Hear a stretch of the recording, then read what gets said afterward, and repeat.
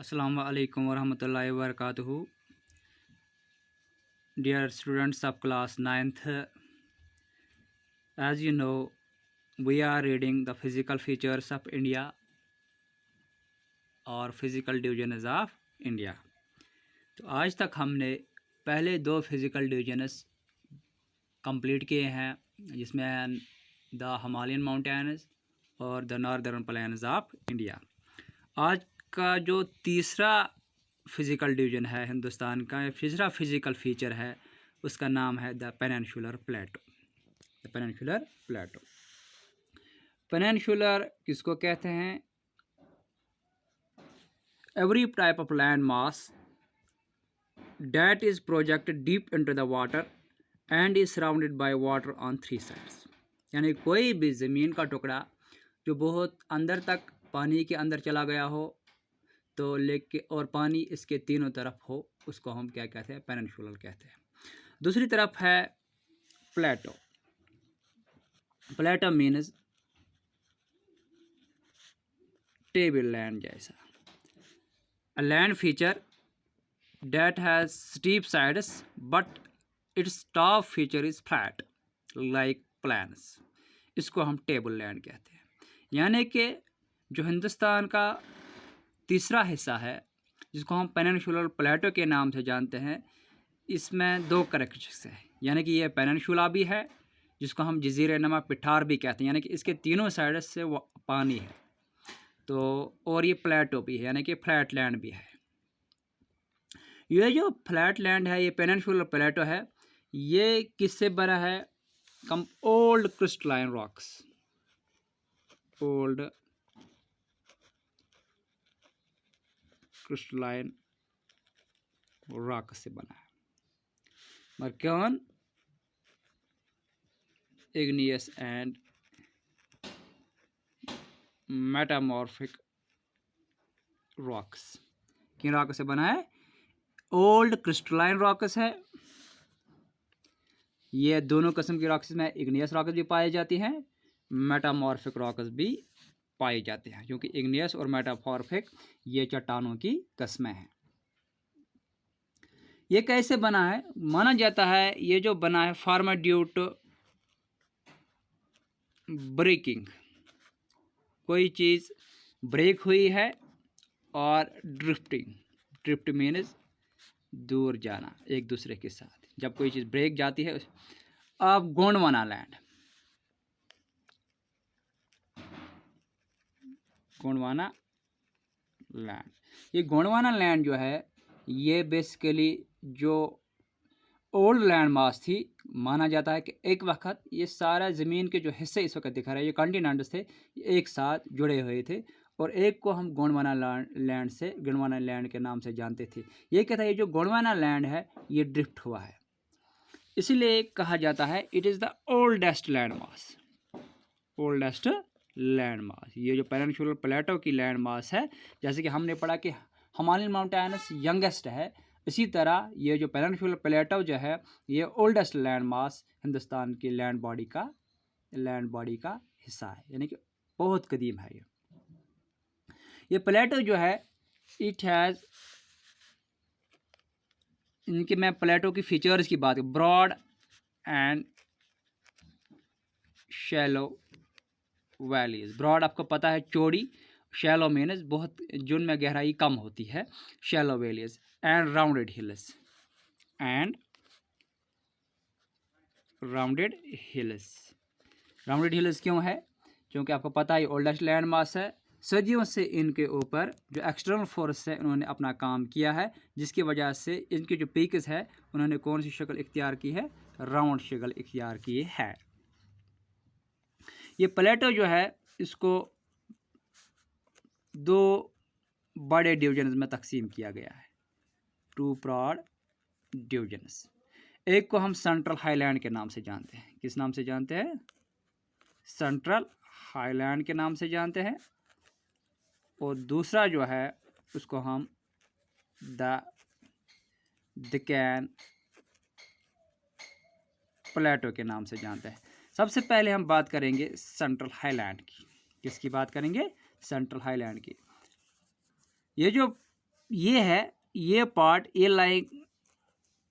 Lie north of Narmada river, north of Narmada river. मैंने पहले भी आपसे बात की है इस बारे में कि जो नर्मदा रिवर है ये वेस्ट फ्लोइंग रिवर है, यानी कि जो सेंट्रल हाईलैंड है ये इस नर्मदा रिवर के नॉर्थ में, शुमाल में लाई करता है। अभी मैं आपको मैप पे भी समझा सकता हूँ। इसमें किस मेजर एरिया ऑफ मालवा प्लेटो, यानी कि जो सेंट्रल हाईलैंड है इसमें कौन सा एरिया आता है, मालवा प्लेटो, इसीलिए इसको हम सेंट्रल हाईलैंड कहते हैं। क्या कहते हैं, सेंट्रल हाईलैंड। ये जो सेंट्रल हाईलैंड है नॉर्थ ईस्ट, अगर हम नॉर्थ ईस्ट की तरफ देखेंगे अरावलीज माउंटेन्स है, अरावलीज है। अरावली क्या है, ये mountains, one of the oldest mountain. और साउथ में विंध्यन माउंटेन है, विंध्यन रेंज कह सकते हैं हम। माउंटेन्स ये नहीं है क्योंकि हमने ऊपर बात की है rounded hills on the south. जब हम वेस्टवर्ड की तरफ बात करते हैं, वेस्टवर्ड की तरफ, तो ये कहाँ तक एक्सटेंट है वेस्ट, ये किसके साथ मर्ज होता है, कहाँ तक फैला हुआ है, रॉकी डेजर्ट्स ऑफ राजस्थान, ठीक है ना। ये हम एक्सटेंशन इसकी बात कर रहे हैं। कौन सा रिवर इस एरिया में बहता है, फ्लो ऑफ रिवर्स, रिवर या rivers flowing in this area, rivers flowing कौन कौन सा है, चंबल है, सन है, बिटवा है। तो इसके अलावा भी छोटे छोटे रिवर्स है, लेकिन ये तीन मेन रिवर्स है, Chambal, Son and Betwa. These are the three rivers that are flowing towards the in this region, कि इसमें सेंट्रल हाईलैंड्स में।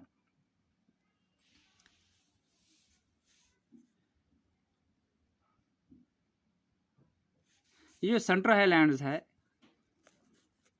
हाईलैंड्स ये वाइड रहे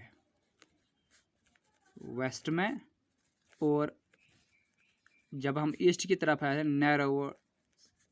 नैरोवर्स इन ईस्ट। ये जो ईस्टर्न पार्ट इस एरिया का, वेस्टर्न पार्ट को हम क्या कहते हैं, मालवा प्लेटो कहते हैं। ये ईस्टर्न पार्ट को क्या कहते हैं, इसको हम लोकली, ईस्टर्न पार्ट लोकली हम इसको क्या कहते हैं, बंडलखंड एंड बागेलखंड।